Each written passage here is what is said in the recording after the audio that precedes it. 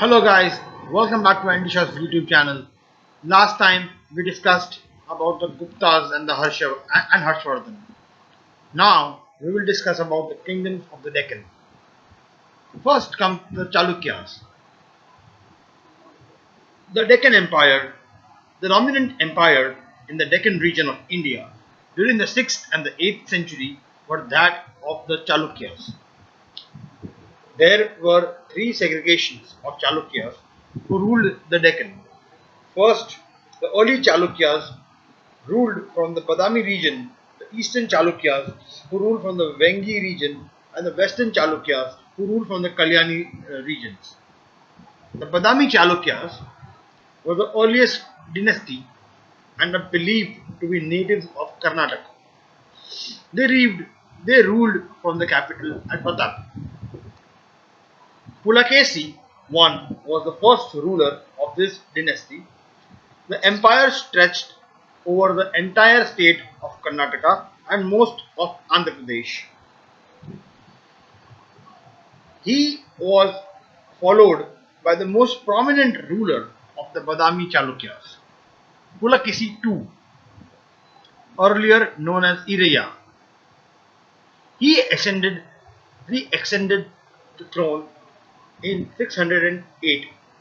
He assumed control over the whole of Deccan.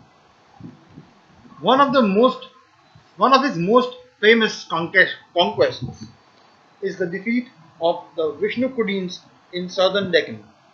He consolidated the kingdom by conducting campaigns against the Alupas, Gangas, and others. His two queens were princes from the Alupa dynasty and the western Ganga dynasty. The Chalukyas always maintained close ties with these dynasties. He clashed with the Pallava king Mahendravarman in Tamil Nadu successfully and conquered his kingdom. The most famous conquest of Pulakesi II was the clash against Harshvardhana. He successfully stopped the king and prevented him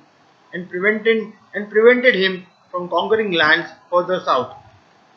The two signed a treaty making the river Narmada as the boundary between Chalukya Empire and Harsha's empire.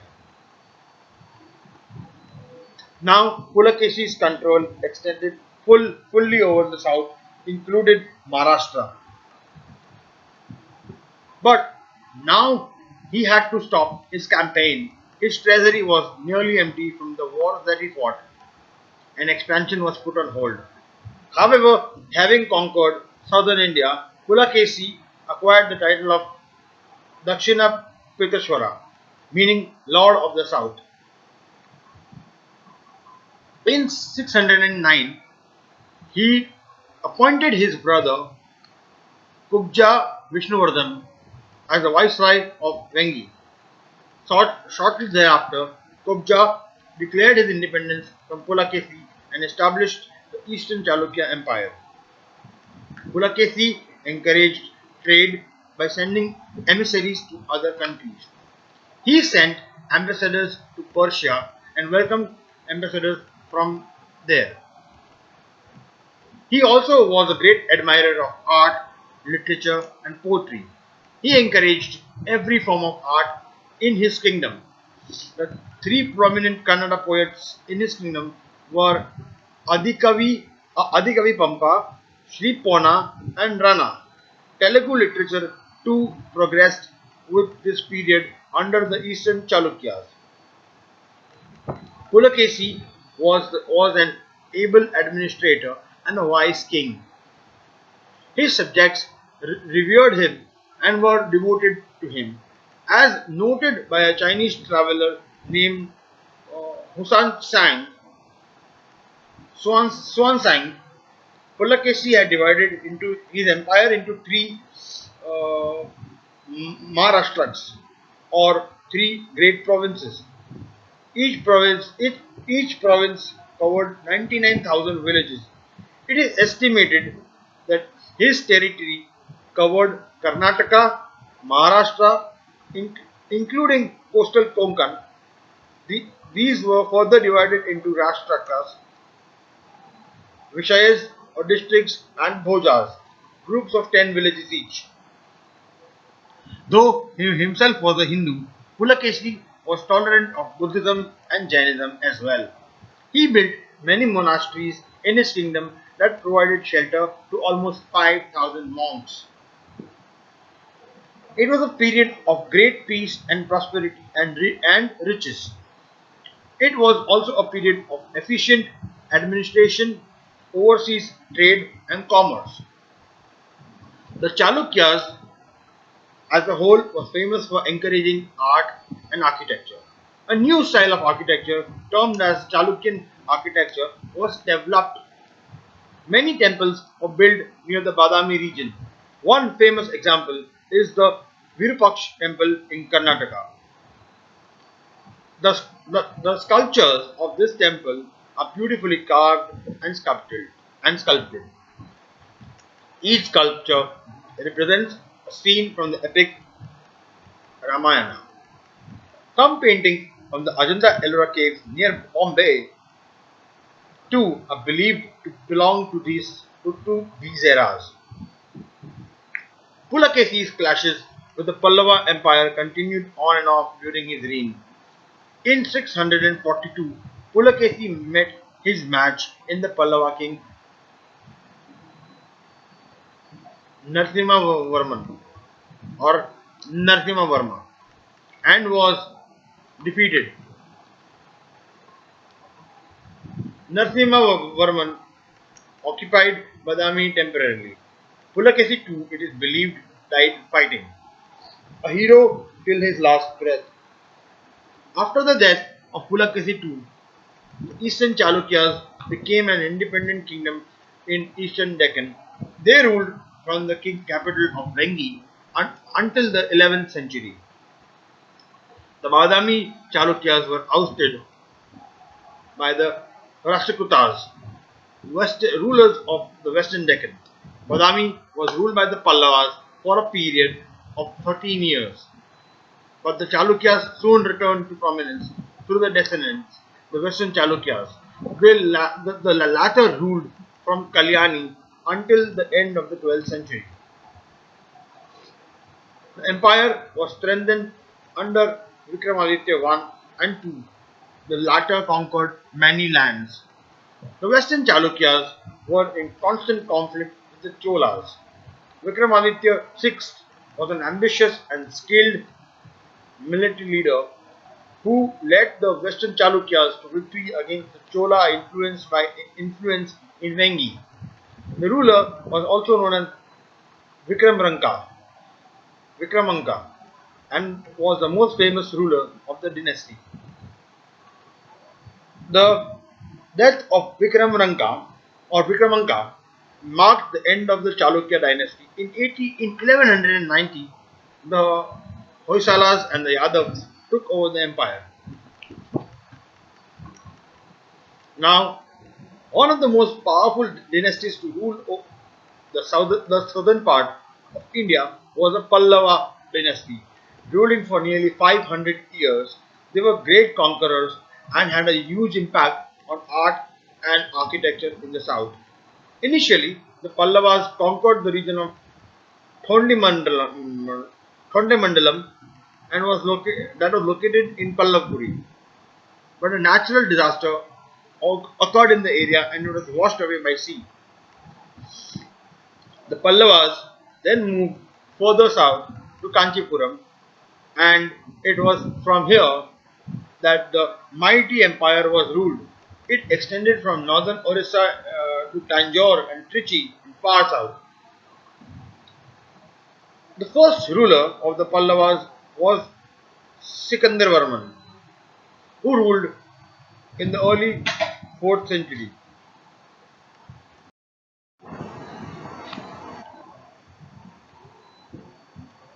Sikandarvarman ruled in the early 4th century. He extended his territories from the Krishna in the north to the Pennar in the south and Bellary district in the west.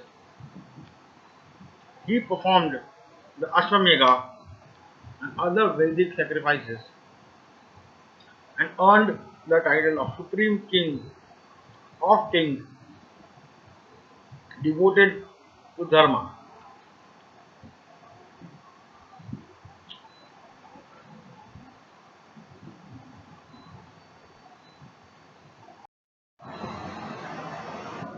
The Pallavas began to expand their kingdom very fast and covered the areas of North and South Arcot,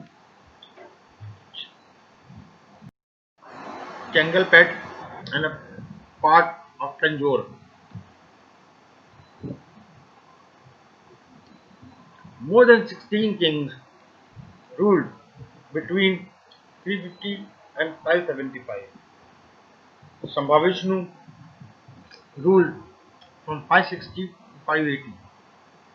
He was a strong ruler who defeated the Cholas, the Pandyas, and the Kalparas, the ancient dynasties that ruled southern regions. The ruler,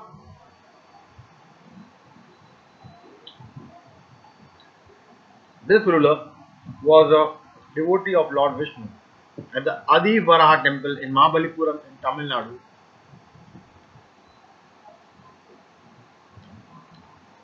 portrait of the king and his queen are on display.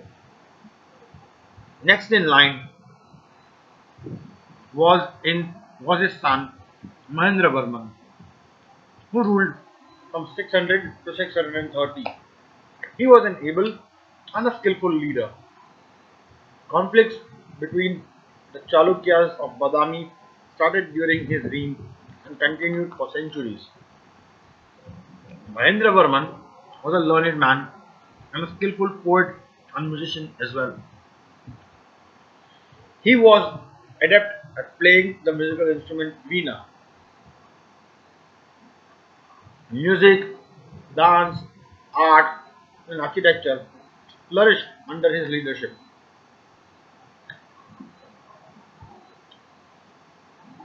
The work on the magnificent cave temples in Mahabalipuram near Chennai was started by this great king. But the peace and the prosperity did not last for long. The Chalukya king Pulakesi II heard of the riches of Kanchipuram and decided to invade the Pallava Empire. He attacked the army of Mahendravarman at Pulalar in the year 620. The Pallavas suffered a sounding defeat and Mahendravarman was shattered. The humiliated Mahendravarman was never the same again and his health took a turn for the worse. Mahendravarman's son Narasimhavarma was a man of great intelligence and courage. He swore to avenge his father's humiliation. He challenged Pulakesi to a battle in Manimangalam and later in Parayalam in 632. Both of the times, Pulakesi II was defeated and Narasimhavarman emerged victorious. He had achieved what his father could not. Pulakesi II was forced to retreat and agreed not to conquer lands further south. Narasimhavarman now assumed control of the Badami and Pallavas. The Pallavas ruled for 13 more years. The king had a powerful navy, and with this, he helped the king of Simhala, Sri Lanka, to regain his lost kingdom. Narasimhavarman completed the beautiful cave temples at Mahabalipuram. These, these rock cut temples have magnificent pillared halls and monolithic shrines or rathas. He also built a host of other temples like the Kailash Nath temple in Kanchipuram and the Shore temple. The king was a wrestler and had earned the title of Mahamala, the great wrestler, which is probably the reason why Mahabalipuram is also known as Mahamalapuram. Mahamalapuram.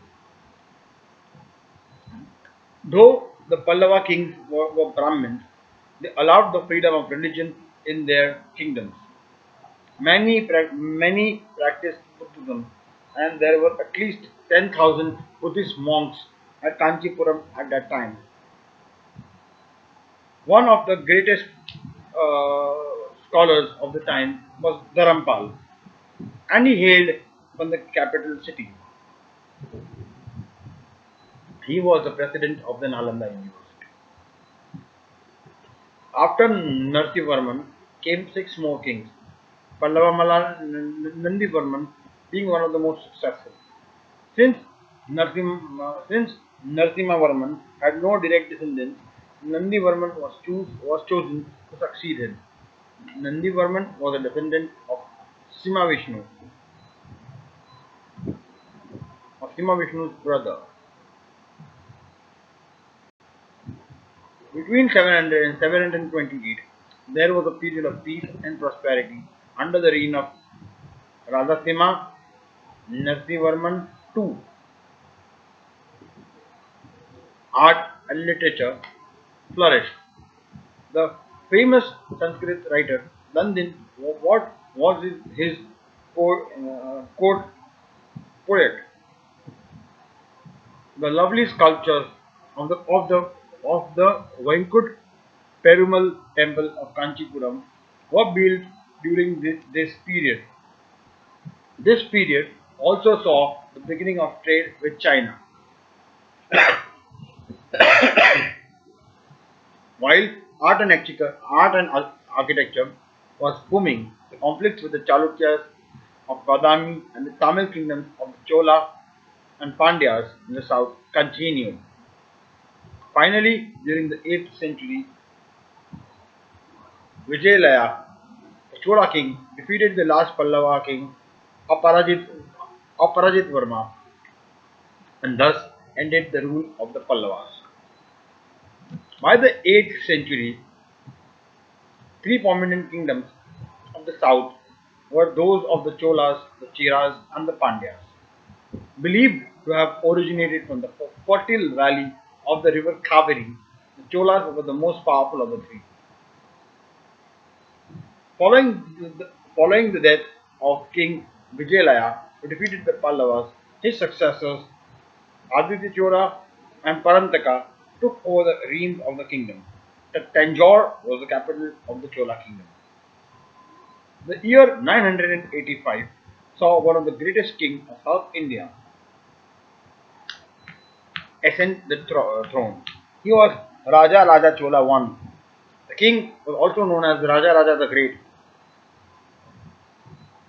He defeated the eastern Chalukyas of Bengi, the Pandyas of Madurai, and the Gangas of Mysuru, or Mysore, whatever you want. His campaign of expansion included the capture of Sri Lanka, which remained under the Chola rule for another 75 years. He conquered the islands of Maldives and also sent missions to Indonesia. Both as an able administrator and a great lover of architecture, he commissioned the building of a magnificent temple at Tanjore. The temple is named Raja Rajeshwara after him.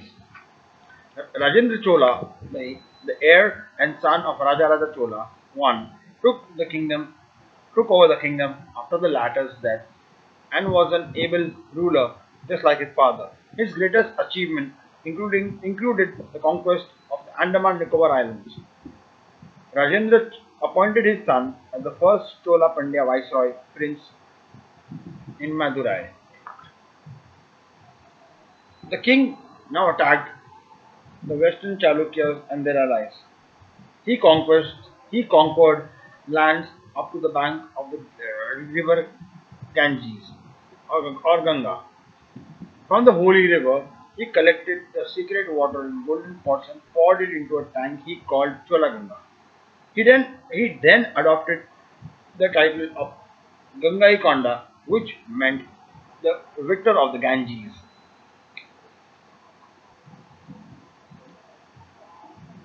The, the period under his reign came to be known as the Golden Age of the Cholas. Art, music, dance, poetry, drama, arts, sculpture, painting, philosophy, religion, and all other things, all other elements of Indian culture, all reached new heights. The temple was the center of all activity. It was almost like an institution. The temple courtyard was like a school where students were taught the ancient Vedas and scriptures. Temples were built like citadels where people could seek shelter during an emergency. It was a time of religion and the worship of Lord Shiv increased. The language of Tamil received great encouragement, and many beautiful works of Tamil literature were attributed to this period. The famous poet Kamban lived during this period, and his work Ramvatharam is one of the greatest epics of Tamil literature. Jaya, Jayam Kondar's masterpiece Kalingatupalani is another example of narrative poetry depicting the Kalinga War of the Cholas.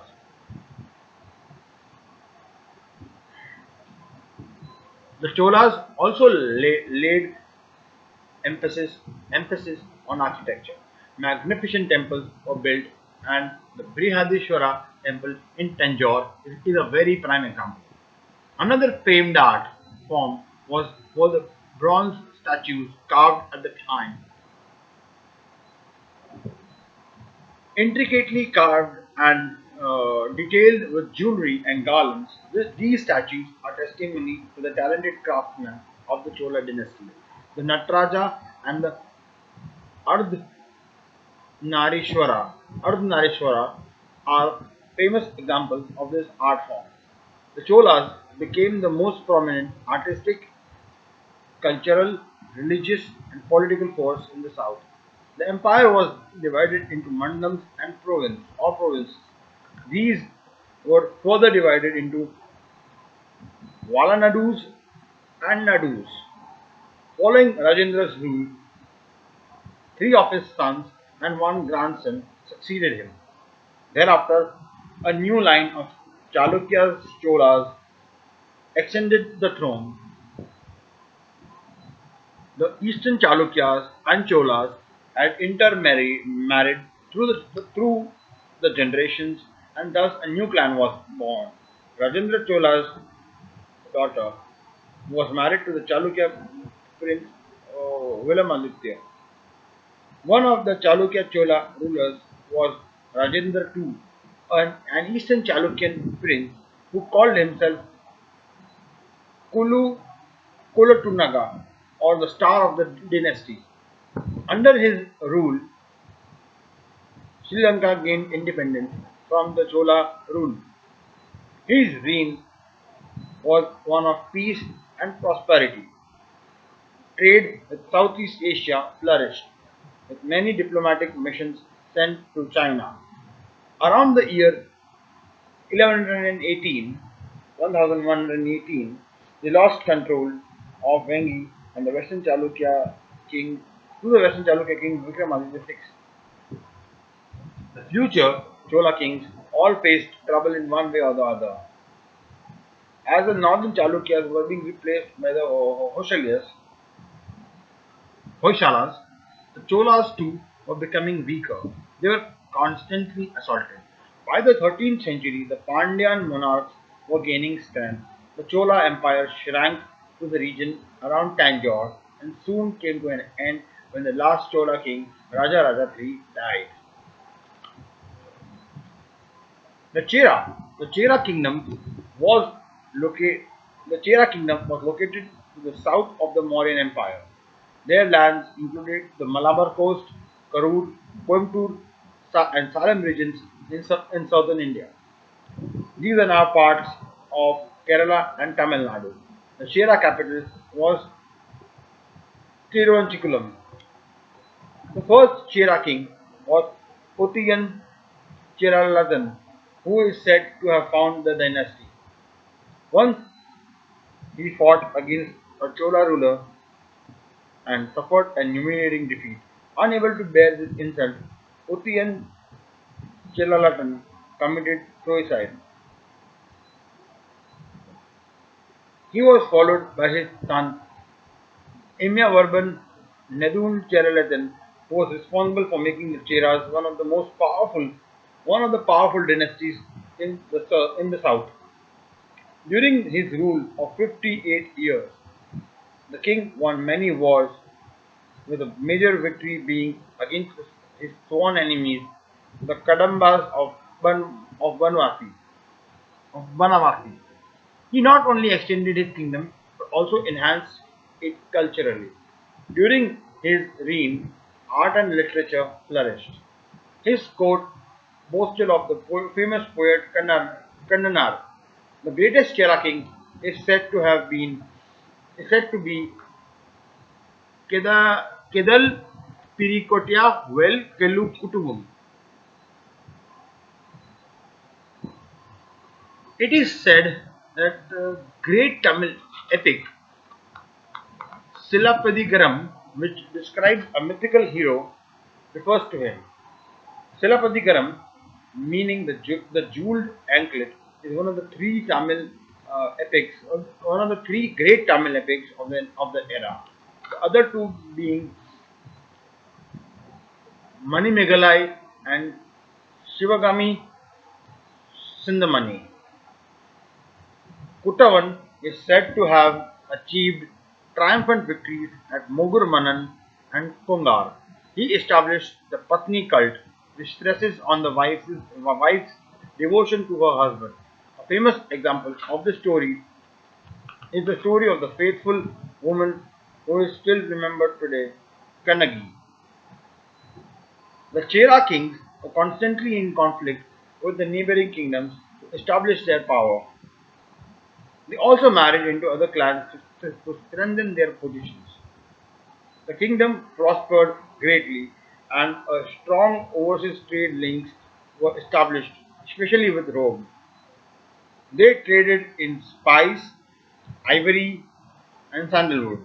They also exported pearls and gems to the Middle East. This was one way of spreading Judaism. Then came a dark age where the Chelas were eclipsed by the Calabras. When they were overthrown, the second Chera Empire came into existence with Mahayodhyapuram as its capital. It was founded by Kulashekar Alvar. He was one of the 12 Alvars or Tamil saints who composed songs and sang hymns in praise of Lord Vishnu. Alvars established the Bhakti cult in southern India. Kulashekara was a scholar and a great lover of arts. He composed five dramas: Perumal Tirumozi, Mukundamala, Tapti Sarvana, Subhadramala, and Vichin Visheka. His successor was Rajasekhar Varman Rule, who found the Killam era in Kerala. He was followed by Thanu Ravivarman, who is said to be on friendly terms with the Chola monarchs. During his reign, there was a flourishing trade between Kerala and China. But upon his death, the relationship between Cheras and Cholas disintegrated. The last Chera king was Rama Varma Kulashekara, and when he shifted his capital to Koilon, the Cholas took over Mayodhyapuram. When he died, it was the end of the Chera Empire. The Pandya. The Pandyan kingdom was one of the three ancient kingdoms in southern India. They ruled Tamil Nadu until the end of the 15th century. Their capital was initially Korkai, a seaport on the southernmost tip of India. Later, the capital was moved to Madurai. The first Pandyan Empire was established by Emperor Kadungon in the 6th century. He ascended the throne after defeating the clan of Kalabras. The Pandyas grew in power and expanded their empire. The entire Tamil country was divided between the Pallavas and Pandyas. The river Kaveri formed a boundary between the two kingdoms. The Pandyas controlled the districts that are known today as Madurai and Tirunelveli, as well as a part of southern Kerala. The Pandyas are famous for their extensive trade network. They even had contacts with Rome and Greece. They excelled at sea trade, especially through Dhanushkodi, the seashore of Ramanathapuram, and Pumpuhar, a city used for trade with China, Malaysia, Maldives, and the others. They controlled the pearl fisheries along the southern part of India and the southern Indian coast between Sri Lanka and India. They produced some of the finest pearls known. Even though it was a powerful kingdom in its own way, the Pandyan kingdom was often subdued during clashes with the Pallavas and Cholas. This happened as their kingdom expanded and their neighbors, feeling threatened by them, attacked. Soon, the Pandyas were overshadowed by the Cholas. This happened during the rule of Parantaka Chola II. His son Aditya Karikala led a massive army in a war against Veerapandya and defeated him. The Sinhalese or the Sri Lankan forces came to the Pandya's rescue, but to no avail. The Pandyan kings were driven out of their territory and who then sought refuge in Sri Lanka. With this started a long period of exile for the Pandyas. Taking over the kingdom was the Chola viceroys who called themselves Chola Pandyas and ruled from Madurai from 1020 AD. However, in the 13th century, the Chola power began to decline. Once again, the Pandyas emerged from hiding and expanded their territory from the Telugu lands by the Godavari in the northern half of Sri Lanka. The Cholas had become weak and were fast losing control of their lands. The two famous Pandyan kings who revived the glory of the clan were Mahavarman Sundar Pandya and his successor, the famous Jetavarman Sundaran Pandya. The latter was a brave and ambitious warrior king. His main goal was to subdue the Cholas completely. He fought many battles fiercely and ferociously and managed to consolidate his hold over Trichy, Srirangman, Tanjore, and Kumbakonam. Another king, Mahavarman Kulasekara Pandya I, also tried to revive the Pandyan glory, but upon his death, his sons Sundar Pandya and Veera Pandya fought against each other for the throne.